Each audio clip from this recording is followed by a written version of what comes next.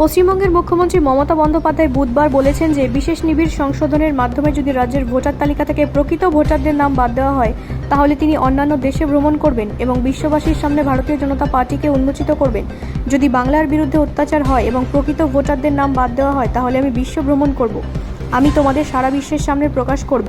আমি চুপ থাকবো না।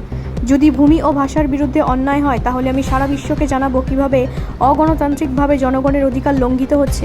পশ্চিমবঙ্গের ঝাড়গ্রাম জেলায় এক সমাবেশে বক্তৃতা দিতে গিয়ে ব্যানার্জি বলেন, বিজেপি শাসিত রাজ্যগুলিতে বাংলাভাষী অভিবাসী শ্রমিকদের ওপর কথিত অত্যাচারের প্রতিবাদে ঝাড়গ্রামে একটি সমাবেশে ভাষা আন্দোলনের নেতৃত্ব দেন ব্যানার্জি।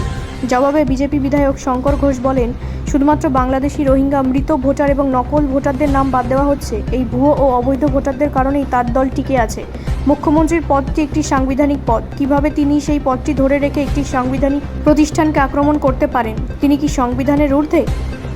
ব্যুরো রিপোর্ট, রাষ্ট্রীয় প্রসার বাংলা।